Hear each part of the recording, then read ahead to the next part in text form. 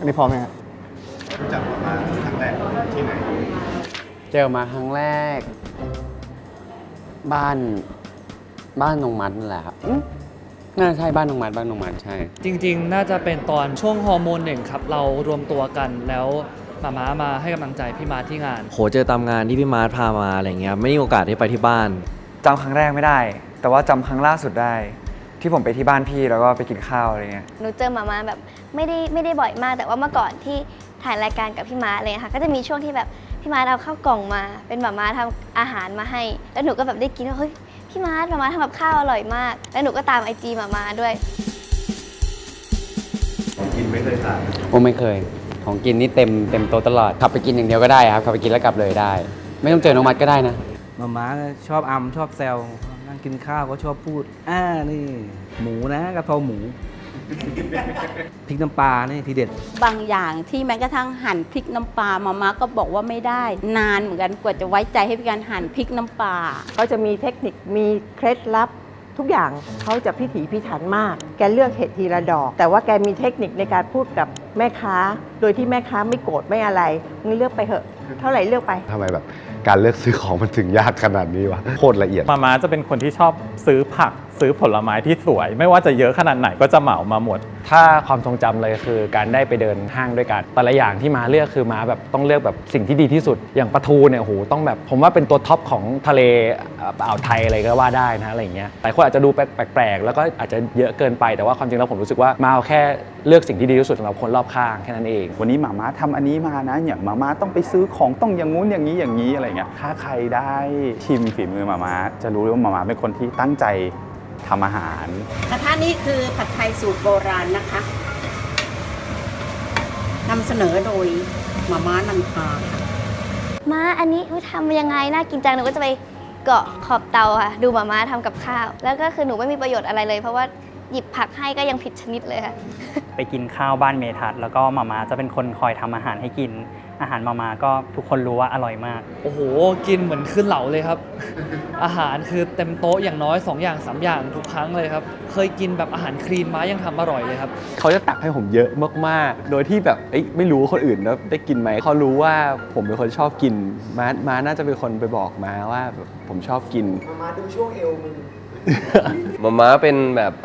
แม่เพื่อนคนแรกที่กูสนิทขนาดเนี้ยเขารักเพื่อนมึงทุกคนที่เจอเขารักทุกคนเวลาเจอมาจะยิ้มแล้วก็แบบเป็นไงสบายดีกินอะไรยังอย่างนี้ทุกครั้งเลยครับไม่มีครั้งไหนที่มาจะไม่ถามถึงเลยว่าเป็นยังไงบ้างแล้วกินอะไรหรือยังเวลาที่เจอกันข้างนอกโดยบังเอิญคุณแม่ก็จะทักแล้วก็จะจำได้เราก็รู้สึกดีใจว่าแม่เพื่อนจำเราได้นะตอนที่ผมอยู่อเมริกาเนี่ยคนที่โทรหาผมบ่อยกว่าแม่ผมเนี่ยก็คือม่าเนี่ยแหละวันนี้กินอะไรหรือยังเราก็สอนทำอาหารด้วยโทรมาก็โทรมาถามแหละว่าน้องมัดสบายดีหรือเปล่าเรียนเป็นยังไงฮัลโหลนั่นบอสเปล่าน้องมัดอยู่ไหนอ่ะมาหาน้องมัดไม่เจอน้องมัดบอกไปนอนบ้านน้องบอสน้องมัดอยู่ไหนอ่ะขอคุยกับน้องมัดหน่อยมัดมันไม่ได้นอนบ้านผมนี่หว่าเมื่อวานน้องมัดอาบน้ำอยู่เดี๋ยวยังไงให้น้องมัดโทรหาก็คุยส่วนใหญ่ม่าจะเป็นคนรักทุกคนแล้วก็โดยเฉพาะน้องมัดแล้วก็พี่เมทัศน์คือจะรักลูกมากจะถามว่าลูกโอเคไหมนิสัยเป็นยังไงบ้างเราก็จะคอยบอกแต่ด้านดีๆเพื่อให้ม่าไม่ต้องเป็นห่วงนะครับเพราะว่าด้านไม่ดีเดี๋ยวเราเก็บไว้เองนะครับ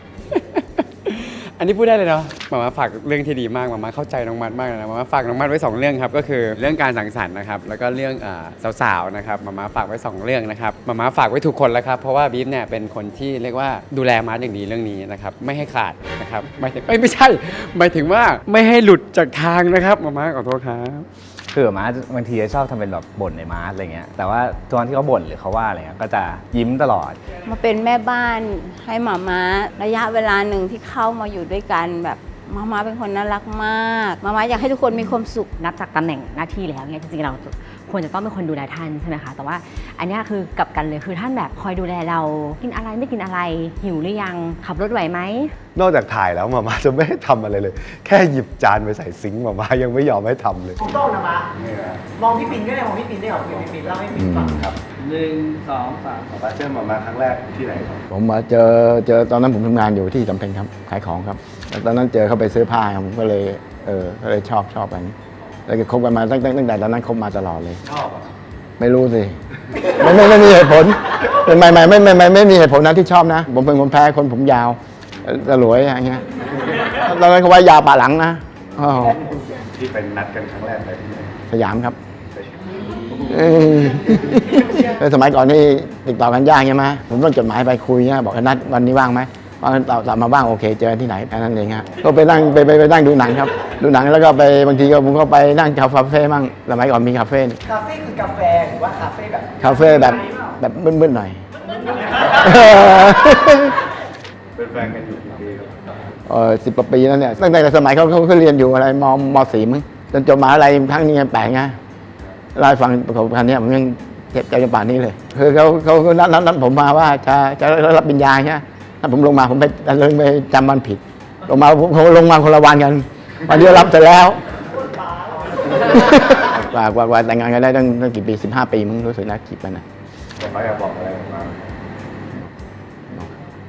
บอกตอนนี้ก็ยังคิดถึงอยู่นะ อะไรอยู่ คะ เวลาอยู่กับเพื่อนประมาณ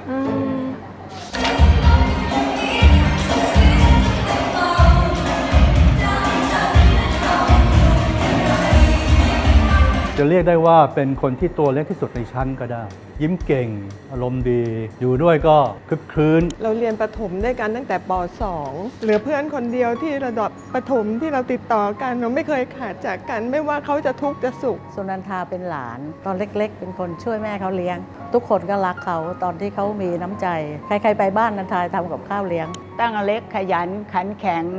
เรียนก็ได้ดี ตั้งแต่เด็กๆมาเนี่ยแม่ก็จะไปฝากไว้กับเจ๊นันทาบ่อยมากจะไปอยู่ที่บ้านเจ๊นันทาเราก็ไม่รู้ตัวหรอกนะว่าเราสนแค่ไหนแต่ก็ที่รู้คือเจ๊นันทาก็จะดูแลดีมาก จะเห็นเมทัศน์กับมาตั้งแต่ตอนเด็กๆก็มาอยู่ในเนี่ยรถเข็นแล้วเมทัศน์ก็วิ่งไปวิ่งมา ตอนผมยังเด็กๆนะครับก็ไปเล่นที่บ้านเจ๊แกแล้วก็ตอนที่ป๊าเขาก็เข้าโรงพยาบาลศิริราชเหมือนกันเจ๊เขาแนะนำทุกอย่างว่าจะไปทางไหนไปยังไงไม่ได้แนะนำแค่คนไข้แนะนำคนไปเยี่ยมไข้ด้วยยังลากผมไปร้านส้มตำแล้วบอกต้องส้มตำร้านนี้แล้วเขาให้สั่งไก่อะไรก็ไม่รู้ก็คืออร่อย ถึงไปหาหมอถึงไปโรงพยาบาลแล้วก็ยิ้ม แล้วก็เป็นคนที่ไปหาหมอด้วยตัวเอง แล้วก็คล่องแคล่วยิ่งกว่าแบบคล่องแคล่วยิ่งกว่าคนปกติอ่ะ ตอนนั้นแฟนป่วย แล้วพอดีหมาเนี่ยเขาจะรู้จักหมอที่ศิริราชนี่ค่ะเจ้ามาเขาก็แนะนำหมออะไรอย่างนี้ดีมากเลย วิ่งเต้นแบบเป็นอะไรที่น่ารักมากมาตอนช่วงที่เมทัศน์กับ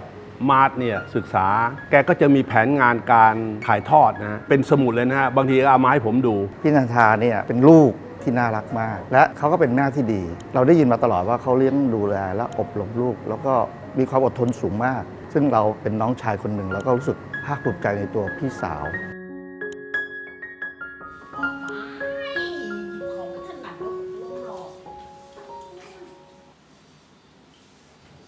ตลอดช่วงชีวิตผมมีโอกาสได้สัมผัสถึงความรักความห่วงใย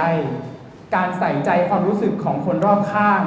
และการให้ความช่วยเหลือในทุกรูปแบบเท่าที่หม่าจะทำได้กับคนทุกวัยในทุกสถานการณ์จนหลายครั้งผมเองก็แอบยิ้มให้หม่าด้วยความอิ่มใจปนสงสัยท่านสั่งสอนเสมอให้ใส่ใจในรายละเอียดของการดูแลตัวเองเพื่อจัดระเบียบและบริหารชีวิตให้เรียบร้อยแม้กระทั่งในช่วงสุดท้ายของชีวิตหม่าก็ได้สอนให้เห็นว่าความเจ็บป่วยทางด้านร่างกายไม่ได้เป็นอุปสรรคสำหรับการทำสิ่งที่ตัวเองรักเลยออกแบบของผมทุกชิ้นและทุกขั้นตอนในเส้นทางการเป็นชีวิตสถาปนิกอยู่ในความรับรู้และเป็นความภาคภูมิใจของหม่ามาโดยตลอดมาแล้วครับเลี้ยงดูผมมาด้วยความใกล้ชิดตั้งแต่ผมเริ่มจำความได้จนถึงทุกวันนี้ครับตอนเด็กๆก่อนผมไปโรงเรียนทุกเช้าม่าจะปลุกผมไปอาบน้ำพอออกมาแต่งตัวม่าก็จะรอยเข็มขัดกางเกงไว้อย่างเรียบร้อยนะครับถุงเท้าม่าก็จะวางไว้เป็นคู่ๆอยู่ไว้ข้างๆในทุกๆวันอย่างเป็นระเบียบพอเดินลงมาข้างล่างม่าก็จะเป็นคนทำอาหารเช้าเสร็จพอดีพร้อมทานและม่าก็จะเป็นคนส่งผมไปโรงเรียนครับยิ่งไปกว่านั้นนะครับเวลาที่อากาศเข้าสู่ช่วงหน้าหนาวนะครับสมัยเมื่อก่อนบ้านผมไม่มีเครื่องทำน้ำอุ่นครับม่าก็จะตื่นเช้ากว่าเดิมเพื่อมาต้มน้ำแล้วก็เทเราไปผสมในถังน้ำให้ผมใช้อาบน้ำทุกๆวันวันละ3-4 ครั้งนะครับทั้งหมดที่ม่าทำก็เพื่อที่จะทำให้ผมสบายและได้นอนเต็มอิ่มที่สุดเท่าที่จะเป็นไปได้นี่เป็นแค่หนึ่งในหลายความทรงจำที่ม่าได้ทำให้ผมครับม่าเป็นเบื้องหลังในทุกๆก้าว ทุกๆความสำเร็จในชีวิตของผม ตั้งแต่การติวผม ตั้งแต่ตอนสอบเข้าโรงเรียนเซนคาเบียนรวมไปถึงตลอดการเรียนในระดับชั้นประถมมาก็จะเป็นคนคอยสอนผมในทุกๆวิชาเดียวที่ไม่สอนผมก็คือวิชาพละครับแต่มาก็เป็นผู้สอนผมตีแบดนะครับมาสมัยเรียนเขาเป็นนักแบดแล้วก็เก่งมากๆนะครับตอนเขาท็อปฟอร์มตอนผมเรียนมัธยมที่โรงเรียนสวนกุหลาบมาก็ขยันทำงานหาเงินเพื่อส่งเสียผมเป็นค่าเล่าเรียนนะครับแล้วก็เป็นค่าใช้จ่ายในการเรียนต่างๆค่าเราเรียนที่สวนกุหลาบ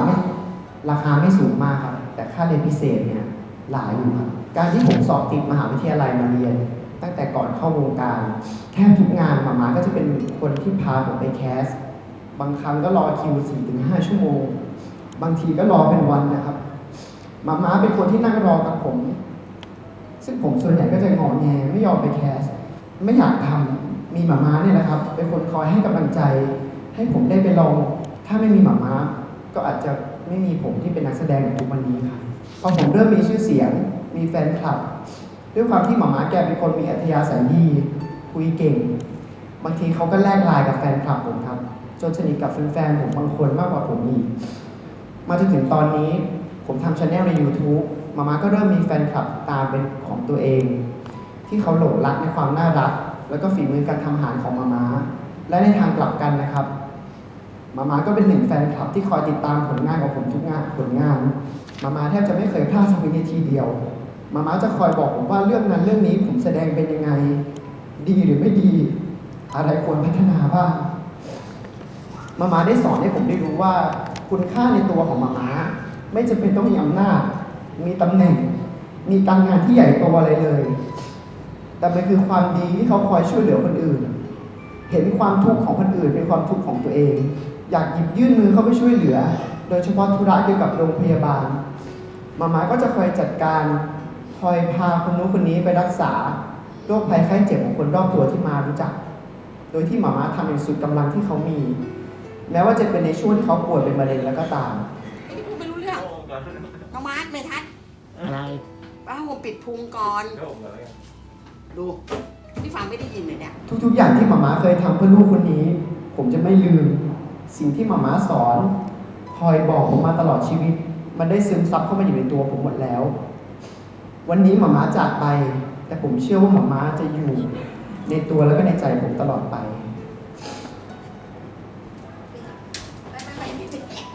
น้องมาขอสัญญานะน้อง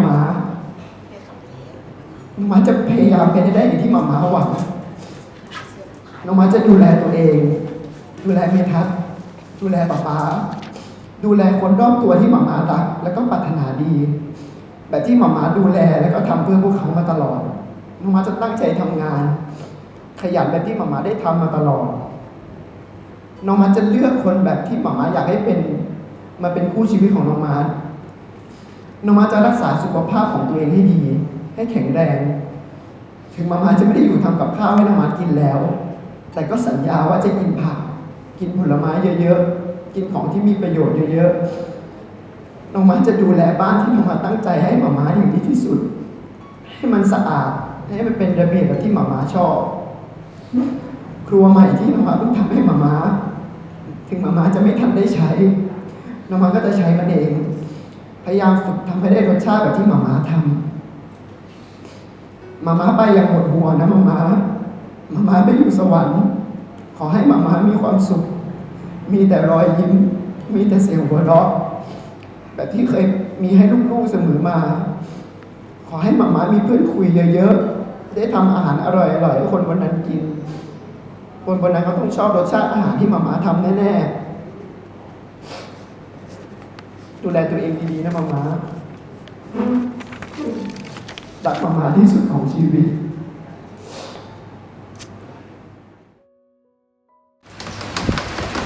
โอ้เจ็บไหมเนี่ยจะตัดผมทำอะไรเนี่ย